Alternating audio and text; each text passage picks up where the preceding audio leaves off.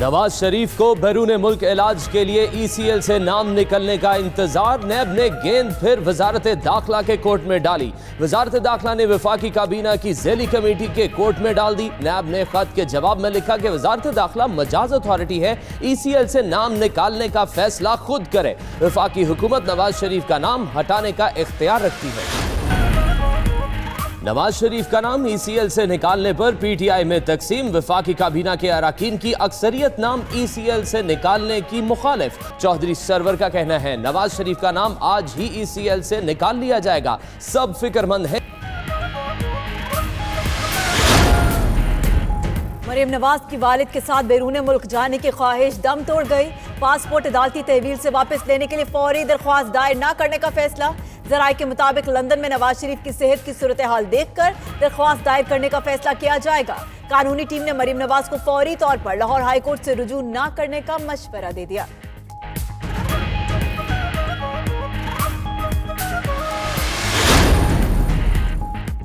آصف زرداری نے ضمانت کرانے سے صاف انکار کر دیا. مراد علی شاہ کا دعویٰ, کہا زرداری شوگر کے مریض ہیں, ذاتی معالج کو معائنے کی بھی اجازت نہیں دی جا رہی. عمران خان سے حکومت نہیں چل رہی, کرسی چھوڑ دیں. وزیر اعلیٰ سندھ کا انٹرویو دیکھیے, پروگرام ہو کیا رہا ہے میں 7:03 پر. ادھر قمر زمان کائرہ کا زرداری کو ذاتی معالج کی اجازت دینے کا مطالبہ.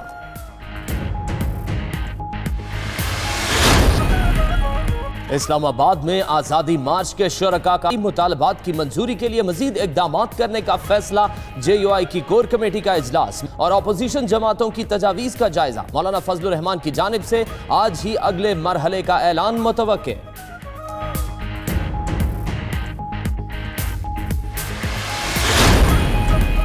وزیر اعظم عمران خان سے وزیر اعلیٰ پنجاب عثمان بزدار کی ملاقات. عثمان بزدار نے صوبے کی صورتحال پر بریفنگ دی. مہنگائی کے خلاف اقدامات سے متعلق بھی آگاہ کیا.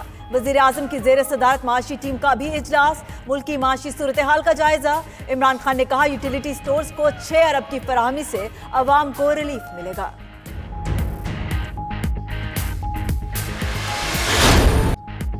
پنجاب سے آٹے کی ترسیل کے باوجود پشاور میں نرخ کم نہ ہو سکے. آٹا مہنگا ہونے پر نان بھائیوں نے بھی روٹی کی قیمت بڑھانے کا مطالبہ کر دیا. صدر آل بلوچستان تنور ایسوسی ایشن کا کہنا ہے آٹے کی فی بوری قیمت 5,500 روپے سے بڑھ چکی. روٹی کی قیمت 30 روپے مقرر کی جائے.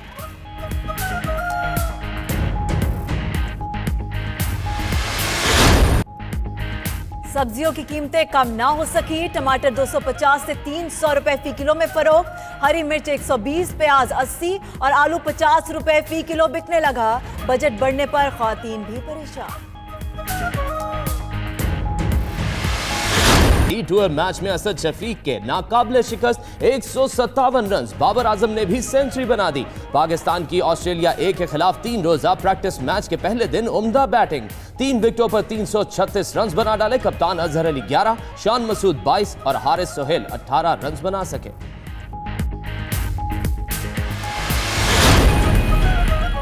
آسٹریلیا سے 2-0 کی شکست کے باوجود رینکنگ میں پاکستان کی نمبر 1 پوزیشن بچ گئی. آسٹریلیا کا بدستور دوسرا, انگلینڈ کا تیسرا نمبر. بلے بازوں میں بابر اعظم کی پہلی پوزیشن برقرار. ایرون فنچ دوسری اور انگلینڈ کے ڈیوڈ ملان تیسری پوزیشن پر موجود. بالرز میں راشد خان کی پہلی, مچل کی دوسری, عماد وسیم کی تیسری اور شاداب خان کی 5ویں پوزیشن.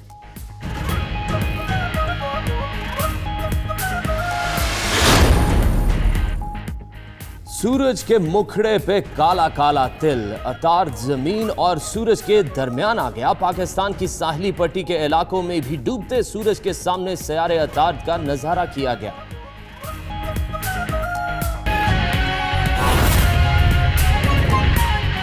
مستحکم لیول پہ برقرار ہے, بلکہ اس میں تھوڑی بہتری آئی ہے. جو ہے وہ ایک مستحکم لیول پہ برقرار ہے, بلکہ اس میں تھوڑی بہتری آئی ہے. اسٹاک مارکیٹ جو ہے وہ پچھلے کئی ہفتوں سے ایک اچھی رفتار سے اوپر جا رہی ہے, اور یہ تقریباً 6% اس میں اضافہ ہوا ہے جولائی سے لے کر اب تک. اسی دوران آپ نے دیکھا کہ حکومت نے فیصلہ کیا اور جو ملک کے تاجران ہیں ان کے ساتھ ایک بہت اچھی ڈیل کی گئی. جس کے تحت انہیں مراد بھی دی گئیں اور ان کے ساتھ یہ بھی طے پایا گیا کہ وہ ڈاکیومنٹیشن کریں اور ملک کی جو معیشت ہے اس میں ٹیکسز ادا کر کے بھرپور طور پہ حصہ لیں. فسکل سائڈ کی جانب دوسری چیز ایک اور بتا دوں کہ ان 4 مہینے میں کوئی $2.1 ارب جو ہے جو قرضہ پچھلی حکومتوں نے لیا تھا اسے واپس بھی کیا گیا تاکہ اس ملک کی جو کریڈٹ ریٹنگ ہے وہ برقرار رہے. اور ساتھ ہی ساتھ ایک اچھے انداز میں ملک کی معیشت کو چلانے کا یہ بھی ایک نمبر ہے کہ اسٹیٹ بینک آف پاکستان سے پچھلے 4 مہینے میں ٹکا بھی ادھار نہیں لیا گیا. تو یہ تمام چیزیں اگر آپ مل کر دیکھیں تو بہت ایک تقریباً اچھی پکچر ابھر رہی ہے. ایک جو بڑا ایونٹ ہوا پچھلے ہفتے وہ یہ کہ IMF جس کے ساتھ ہمارا ایک بہت بڑا معاہدہ ہے وہ یہاں آئے اور انہوں نے پاکستان کی معیشت کے اوپر ایک رپورٹ بنائی کہ پاکستان کی اکانومی کیسے چل رہی ہے. یہ رپورٹ وہ اپنے شیئر ہولڈرز کو پیش کریں گے لیکن اس کے اندر جو اہم نکتے ہیں وہ یہ ہیں کہ انہوں نے کہا کہ پاکستان کی معیشت میں جو بھی ان سے وعدے کیے گئے تھے جو بھی ٹارگٹس طے کیے گئے تھے وہ بہت بڑے فاصلے سے پورے کر لیے گئے. تو یہ ایک بہت بڑی انڈورسمنٹ ہے IMF کی طرف سے. انہوں نے کہا کہ all performance criteria for Q1 were met with comfortable margins. یعنی جو بھی پرفارمنس کے کرائٹیریا تھے وہ تمام بخوبی اور بہت اچھے فاصلے سے مکمل طور پہ پورے کیے گئے. اور IMF کی جو یہ خصوصی ٹیم تھی انہوں نے ریکمینڈ کیا کہ پاکستان کو دوسری جو ٹرانچ ہے تو دوسری قسط ہے IMF کی طرف سے $450 ملین کی وہ دی جائے. تو یہ پاکستان کے لیے دنیا میں ایک اچھا سگنل ہے کہ یہاں پہ نظم و ضبط ہے, یہاں پہ معیشت میں بحالی آ رہی ہے اور دنیا کی جو بڑی انسٹیٹیوشنز ہیں IMF جیسی اور ورلڈ بینک, آپ نے دیکھا کہ ان کے پریزیڈنٹ نے بھی یہاں پہ دورہ کیا اور انہوں نے بھی پاکستان کے جو اقتصادی اصلاحات ہیں ان کو سراہا, چاہے وہ الیکٹرسٹی سیکٹر میں ہوں, چاہے وہ حکومتی سیکٹر میں ہوں یا دوسرے ان اداروں میں ہو جیسے سینٹرل بینک ہے, اسٹیٹ بینک جیسے FBR اور یہ تمام چیزیں.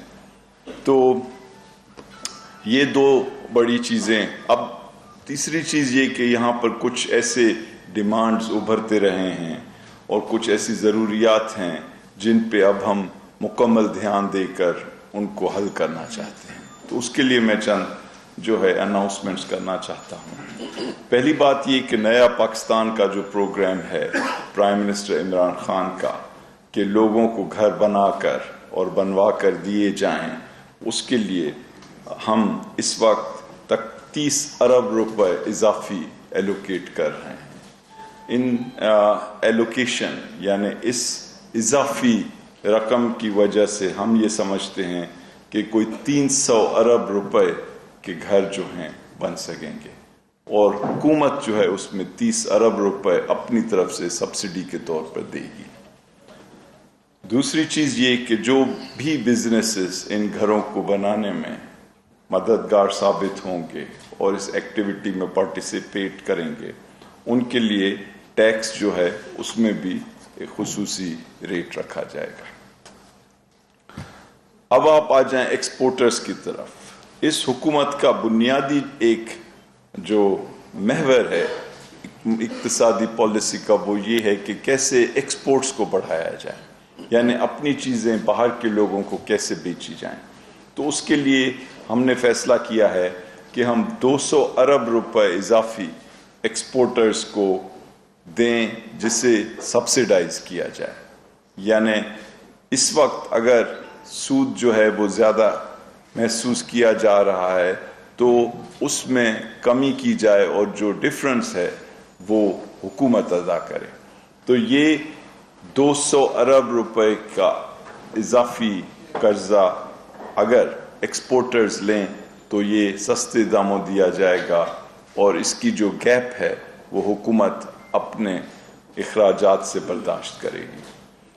تیسری چیز یہ کہ جو اسٹیٹ بینک ہے لون دیتا ہے، جو قرض دیتا ہے، اس میں بھی 100 ارب روپے کا اضافہ کیا جا رہا ہے کہ وہ اسٹیٹ بینک اپنی ایکٹیویٹیز کے تھرو اس میں مزید لون میں اضافہ کرے تاکہ جو ایکسپورٹرز ہیں ان کے ہاتھ میں 2+1 300 ارب اضافی روپے آئیں کہ وہ ایکسپورٹس کو بڑھا سکیں، اپنی فیکٹریز کے اندر جو پروڈکشن ہے اس کو بڑھا سکیں اور جو جابز ہیں اس میں اضافہ کر سکیں۔